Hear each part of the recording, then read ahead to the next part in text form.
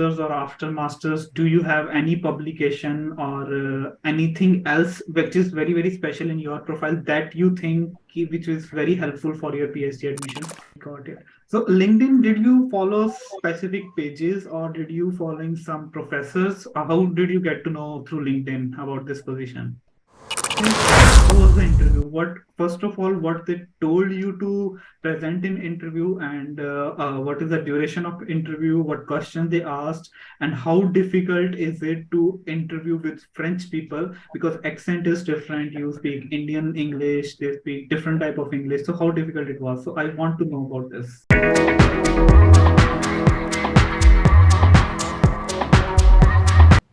Okay, so hi everyone, welcome to YourPedia again. Today I have with me one of the students from YourPedia, whose name is Guru Santosh. So Guru Santosh, first of all, welcome to YourPedia. Yeah, thank you. Okay, so I want to tell our audience, Guru recently got a fully funded PhD offer in France. So there is one joint program between France and Australia. So he got fully funded PhD in that. So let's interact with Guru and try to know like how was his experience. So Guru, can you before I start, can you give a little bit introduction about yourself?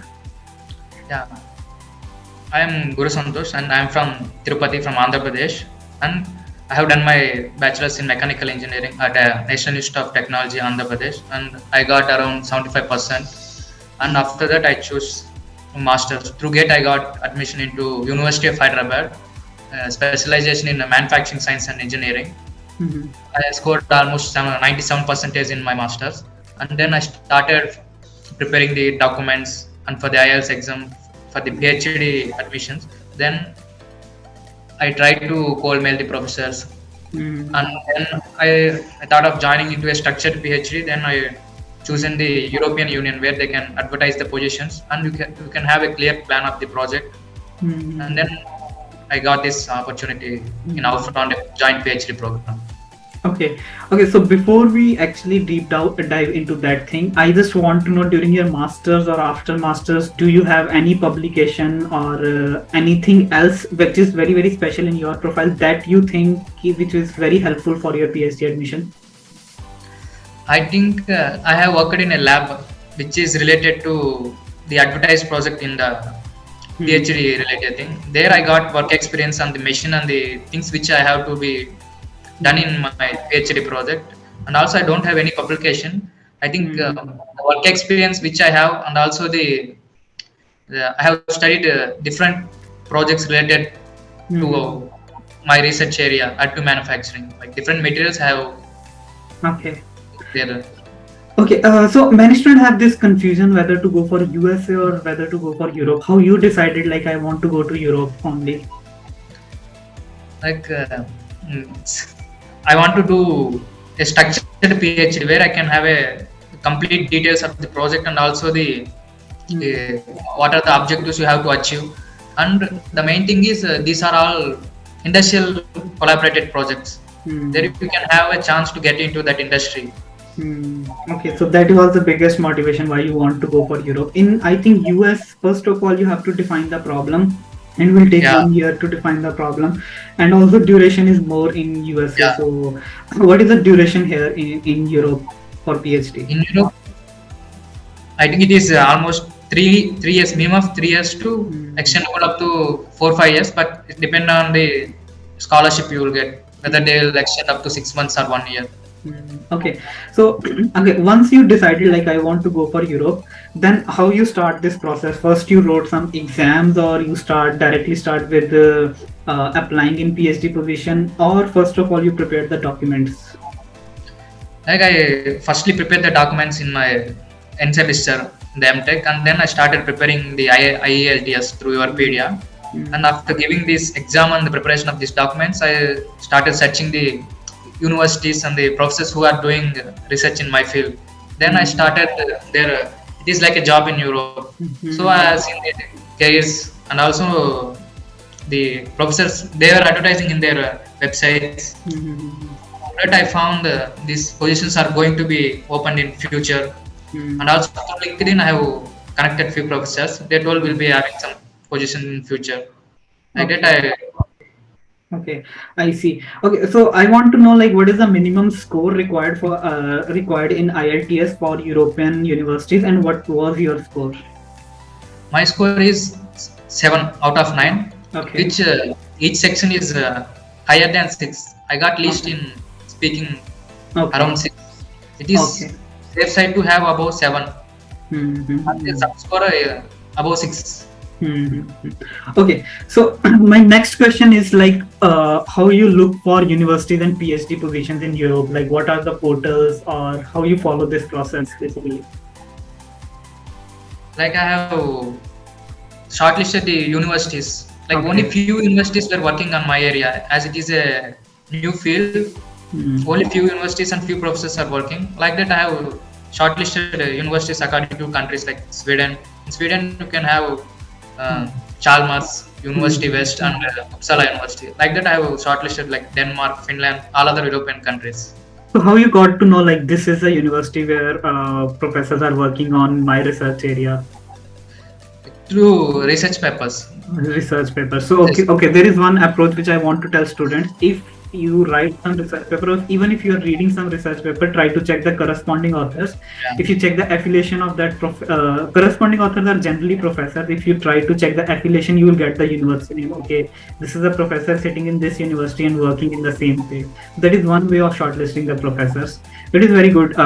Then after that, like, how did you get to know about this joint program, and how did you actually apply there? Like it is advertised in the LinkedIn. Okay. Then I approached the website through that, and I have seen the what are the positions they are offering. There are many Mhm. positions that is collaboration with France and Australia. So Mhm. I have searched whether any project is matching with my profile or my Mhm. interest. Then I have Mhm. found two projects, out of Mhm. which I have applied for three positions. Like in each project, they are giving three projects. Mhm. Okay. Like in that only one is funded. Okay. Okay.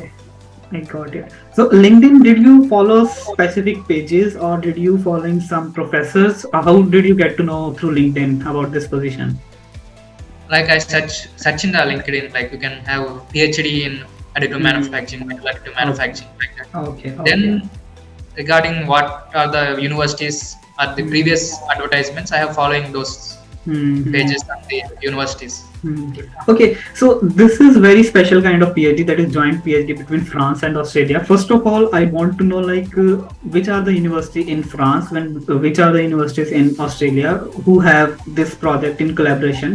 So can you tell me about that? And second question is like what are the steps once you got to know about the position through website? What are the steps like how to fill the form? Is there an interview in that particular position or not? So can you tell me about that? Like in Australia, it is the program is coordinated by the RMIT, RMIT. like Okay. RMIT, and this University of Sydney, Melbourne. Hmm. These are the partner institutes in that. And Hmm. similarly in France, ENSAM and some Okay. other universities. Hmm. Don't remember exactly. Okay. And then I started applying the position. Like they will be asking some basic details and some Hmm. documents, like Hmm. statement of purpose, Hmm. academic CV, and you need to submit two academic referees. Like they will be sending you a link to the professors. Yes, yes, yes. Okay. They will be giving you recommendation. Then after Hmm. that, they will be shortlisting for interview. Then after Hmm.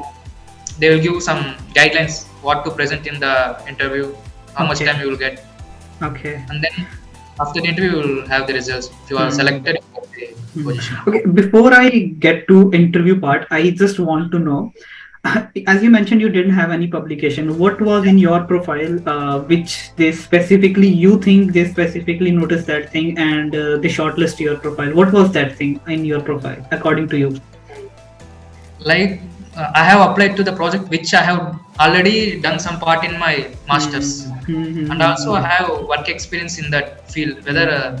almost in any IITs or NITs, they don't have that sophisticated equipments or Hmm. some Okay. other related to those things. And one more is the uh, reference from my academic supervisor. Hmm. Hmm. These both helped to get shortlisted for the interview. And in the Okay. interview, I think my presentation Skills and is. knowledge. Okay, yeah. Okay, I want to clarify one thing to all the students who think if they are from IIT, NIT, then they only will get this fully funded PhD. But you are the typical case where you are from University of Hyderabad, which is not an IIT or NIT. And but one thing in your profile, you have relevant research experience. That is what I keep on mentioning, student. If you have relevant research experience, keep trying. You will get fully funded PhD, and your is very typical case.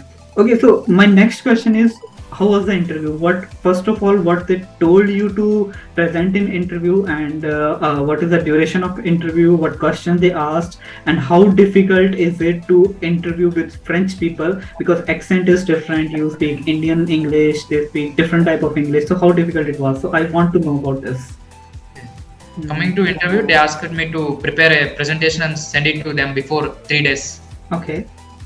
The time is of first I need to give presentation of 10 minutes, and in that presentation also they have given you need to have 5 slides, which is of one is for your introduction, one is for your master's thesis, and remaining 3 are for the approach to the project what they have advertised. And then you will be having 30 minutes Q&A with the panel, and then 5 minutes for your questions to the professors. In my case, there were 3 professors from the France and 1 professor from Australia. Okay. They were asking like France. The professor from France is in like mechanics department, so he asked most of the things related to mechanics, which I don't have relevant experience in that. And from other side, University of Sydney professor, she asked related to the project and the things she was doing there. So I have relevant experience and knowledge on that. Okay. And then after the interview, I got a call from the professor to test my mechanics knowledge, how what background I'm from, like how much knowledge I have on this basics. So he took an interview with me, and he asked some basic things, and he told whether you know all these things or not, what we have studied, what are the topics in your coursework. These things he has asked, and then he selected me for the position. That is very good. So can you tell me like what scholarship they are offering? Is it similar to what actual PhD students are getting in France, or is it more than that or less than that? Can you tell me about that? It is same for entire European Union. It is funded by the Marie Curie MSCA action. Okay. And it was given like operated by these 2 universities, ENSM and the University of Sydney from Australia. So what is the standard amount the student will get? It is around 23,098 euros per annum. Per month you can have 1975 euros. Okay, that is actually very good amount, I would say. Okay, so one last question, like when you fill the application form, how long it will take for interview and your offer letter? Like it took almost 3-4 months. Like most of the, one major thing is this, in this PhD, joint PhD program, they want only international students. Okay. Not from France or Australia. Okay, I see. Then you have more chances. Okay. Yeah, and almost they have advertised 30 to 40 positions. They got around 860 or 900 applications. So it has time for the interview shortlisting. Once you get shortlisted for the interview, then it will be a very quick process. Okay. Around 1 month I have got the results. Okay, one thing which I ask every selected student, when you start this process and now you got the offer letter, what difference do you think, like initially what was you thinking about foreign admission, and now what do you think which are the most important things for students who are trying for PhD? So you have any message or any advice? Like I have started for PhD admissions from 2022 November. Okay. So at the end of July, I was like somewhat demotivated. Like I was not getting any offers or rejections after the interviews. So after I have given the last interview for this outfront joint PhD program. Then I took a break, and after a week I got this opportunity. Like in July I got the opportunity. Like it took almost 7 to 8 months. So it is a process. You have to be self-motivated, and we have to wait for the opportunity. Yes, This is yes. what I can say to the students. So in the end, like I have this advice to student: you keep on trying because you never know when you will get the position. But this phase is very long because this is a long process. So generally, students will feel demotivated in between.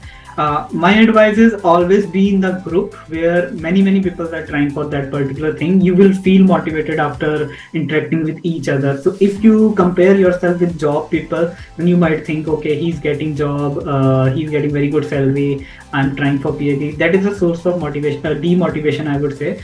But if you are in that group where like-minded people are there, so then always it is very beneficial. And thank you, Guru Santosh. In the last, this is very, I think, informative session for the students and motivating also because you are from University of Hyderabad. Your master's from there. You didn't have any publication, but you did some relevant thesis. That is basically main thing I would say, which is helpful in your selection. There are a lot of students in India who have similar kind of profile, and it is very motivating for them. Thank you, and all the very best for your future. Yeah, thank you.